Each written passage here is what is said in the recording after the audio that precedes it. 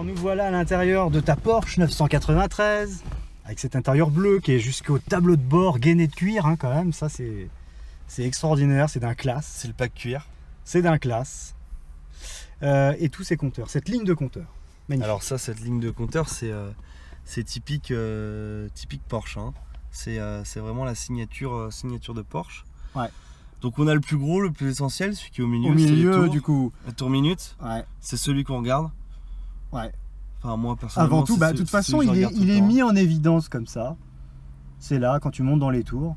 Et puis on a même le petit écran digital juste ici là. À l'époque, en 94, ils mettaient, ça commençait le petit écran digital. Voilà. Ça nous permet aussi d'avoir du coup la vitesse en km/h. Mais en partant de gauche, alors il y en a. Alors ils en sont partant en de gauche, ici, on a d'abord le niveau d'essence, donc le réservoir. Ouais. Ensuite ici, on va avoir la température huile. Ouais. Ensuite ici, la température moteur. Ensuite ici, la pression d'huile. Donc ça en général, c'est quand on accélère, on voit tout de suite l'aiguille qui monte en haut. D'accord. Donc les tours minutes. Suivi ensuite du contour de la vitesse. Le compteur de vitesse, ouais, compteur classique. de vitesse, avec 156 515. Quelle santé pour 156 000. Quelle santé cette voiture, quel souffle. Et on a le dernier compteur où en fait c'est l'heure. L'horloge. L'horloge. L'horloge Porsche. À quartz. Alors ça fonctionne avec la batterie de la voiture. Ouais. Quel est ce petit bouton là? C'est pour régler l'horloge? Ça c'est pour régler l'horloge en fait. À chaque fois que tu vas appuyer, tu mets une minute qui va défiler. Ah ouais, ok. Voilà. T'as un petit panneau de climatisation là. C'est ça. Donc on va avoir la clim ici. Ici bon bah c'est pour régler la puissance, la température. Ici c'est pour régler si tu les envoies en haut ou en bas, l'air. Et puis ici le dégivrage et recyclage d'air. Ouais. C'est ça, recyclage d'air, dégivrage arrière. Ici les anti-brouillards et l'allume-cigare. Il y avait encore les allumes-cigares à l'époque. Ça se fait de moins en moins maintenant. Mais c'est plutôt une bonne chose, hein, parce que fumer dans une voiture, moi je le dis toujours, c'est surtout une voiture comme ça. C'est un peu délicat. Ça laisse des odeurs après qui sont pas forcément terribles. Et là, ça devait être la classe à l'époque. T'avais ton téléphone qui était là. T'avais ton téléphone. Là, je vois l'emplacement du gros combiné là. Qui te prend tout le visage. Tu prenais, tu décrochais. Mais oui. Et t'étais comme ça avec ton téléphone et personne te disait rien. Personne te disait rien avec ton fil. Il y avait certainement un fil. Il y avait le fil. Ah, mais c'était la classe à l'époque. Qu'est-ce qu'on a là? Alors ici, donc on a les warnings, la fermeture centralisée. Ouais.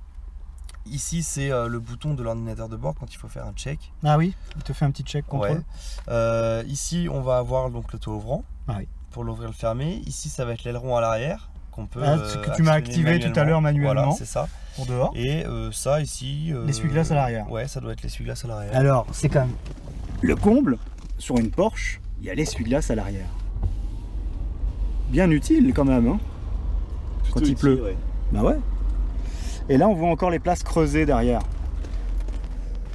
Et on peut également même rabattre ici, je crois, en appuyant. Petit accoudoir, c'est quoi? Non, ah non, ah oui. C'est pour le, en fait, porte-bagages. Un porte-bagages pour pouvoir rajouter des bagages. Donc comme quoi, tout à l'heure, on pouvait partir en vacances avec, si on est deux. Si on est deux. Ouais, il y a quand même un peu de place. Et alors là, oh là là, les vides-poches. Avec bien caché avec un couvercle là, tu vois. Assez pratique. Hein. C'est pas mal, hein. C'est bien fait. Ils sont même très pratiques. Bah oui. Et on voit la qualité hein, que c'était parce que les cuirs ils ont pas trop bougé. Les cuirs ils ont pas bougé, ils sont encore en très bon état. Parce que là le soleil il tape là ici. Ils ont pas décollé. Et ils ont pas décollé, ils sont pas décolorés. Donc c'est dire si la qualité qui était mise hein, sur les matériaux à l'intérieur. Il y avait l'airbag passager. Ouais. Et là les vitres électriques.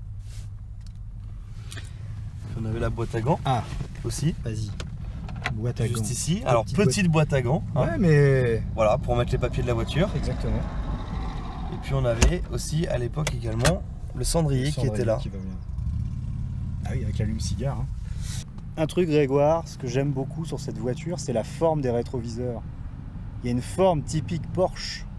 Ouais. Le rétroviseur est mythique en tant que tel. C'est une œuvre d'art le rétroviseur en tant que tel. Un peu ovale comme ça. Ouais, et étiré, c'est. Tu sais tout de suite que c'est un rétroviseur de Porsche. Ils sont jolis, ils sont jolis ces rétroviseurs. Et alors, tu as un double essuie-glace là. Pour un double essuie-glace, ouais. Pour un meilleur essuyage. Là, techniquement, ils l'ont pas mis autrement. C'est marrant cette façon de l'avoir mis. Ouais. Voilà, qui balaye comme ça. C'est marrant. Pour la haute vitesse, peut-être que. C'est ce que je suis en train de penser. C'est plus efficace. Vitesse, ouais. Ça essuie 2 fois mieux. Ça fait découvrir à nos passionnés des véhicules assez exceptionnels, hein, comme cette Porsche. Comme tu disais, ça devient collector. Ça devient collector. Dernier refroidissement à air. Elle va prendre de la valeur. Ça prend de la valeur, ouais. Ça prend énormément de valeur. Et puis on sait qu'elle est entre de bonnes mains. Elle est entre de bonnes mains. Hein, parce que là, des vrais passionnés. Elle n'est pas toute seule, elle est avec des vrais passionnés, père et fils d'ailleurs, parce que avec ton père, donc tu as monté une entreprise. C'est ça. Qui s'appelle GT Vintage. GT Vintage Classic Car. Voilà. On a monté ça il y a 2 ans. Ouais. En juin 2014. On était passionnés et en fait l'idée nous est venue d'un voyage familial. On était partis donc avec mes parents et mon frère. Et avec mon père, on s'amusait à récupérer les petits magazines des petites annonces automobiles. Vous savez, là-bas aux États-Unis, vous avez comme en France, quand vous achetez une maison, vous avez des magazines avec plein d'annonces de maisons. Et en fait, aux États-Unis, ils font pareil, sauf que c'est pour des voitures. Et on regarde, on s'amusait et on s'est dit. C'est quoi? C'est genre la centrale des États-Unis? C'est ça, c'est genre la centrale des États-Unis qui font un petit magazine d'une dizaine de pages avec des annonces. Et puis on s'est dit, il y a quelque chose à faire, c'est pas très cher. Parce que quand tu comparais les prix, ce que tu voyais là sur ce magazine aux States et ce que tu voyais en France, ce que ça vaut, c'est là tu te dis il y a un truc à faire. Il y a un truc à faire. Et on avait entendu parler déjà des amis qui souhaitaient acheter aux États-Unis, mais qui avaient un peu cette appréhension de se dire d'envoyer son argent sans avoir en fait en retour la voiture et de l'avoir que 6 semaines après. Et on s'est dit on va se mettre à la place de ces personnes-là, on va faire les démarches pour eux. Et comme ça, quand ils voudront acheter leur voiture qui vient des États-Unis, elle sera directement en France. Et elle sera chez nous. Et ça rassure l'acheteur. Parce qu'il est là en France, il vient la voir, il regarde. Ouais. Ça lui plaît, c'est super, ça lui plaît pas, il passe. Voilà, c'est ça. C'est une activité de passionné. On a monté ça parce qu'on était passionnés. Ah ouais, mais c'est ça le plus beau. Et c'est là où tu as la qualité. C'est quand tu es passionné, forcément tu as la qualité derrière. Ouais, c'est vrai, ça peut y jouer. Oui. Ça contribue, c'est même certain. Toutes les vidéos que vous voyez sur Essai Libre, ça c'est pareil, hein, c'est sur le temps libre et c'est la passion. C'est la passion, donc, ça prend du temps, ça prend sur le temps libre, mais quel plaisir et quel épanouissement de faire ça. C'est vrai. Tu ne vois pas les heures passer et tu ferais bien ça à temps plein, effectivement. Moi, je ferais ça aussi toute la journée, hein, si je pouvais. Ah ouais, si je pouvais, oui, je le ferais. Je m'alimenterais même plus, tu vois. Quand on travaille pour GT Vintage avec mon père, la journée nous l'a passé. Bah, ouais. À chaque fois, on se dit. Tu démarres le matin. Merde, il est déjà cette heure-là, il faut qu'on rentre, il faut qu'on fasse ça. Merci Grégoire, c'était vraiment un plaisir là, de pouvoir converser avec toi sur cette Porsche mythique 1993. Je te remercie également. C'est vraiment, vraiment une auto de passionné. Toi-même, tu l'es, ça se sent, ça se voit. Ouais, ça transparaîtra dans ce reportage. Je te dis à bientôt. Et bah écoute, à bientôt Ludo. Parce qu'on sera même amené à se revoir sur d'autres modèles. Et puis quant à vous les passionnés, j'espère que vous avez pris aussi du plaisir à voir ces reportages qu'on a fait avec Grégoire. Donc il faut souvent mettre des pouces comme ça parce que c'est ça qui aide à progresser sur les vidéos YouTube. Donc n'hésitez pas, likez, partagez. Et puis je vous dis à très bientôt pour de nouvelles aventures. Et comme je dis toujours, vivez votre passion. Et c'est pas Grégoire qui va me contredire là, je crois. Certainement pas. Hein. Allez les amis, à bientôt, ciao. À bientôt.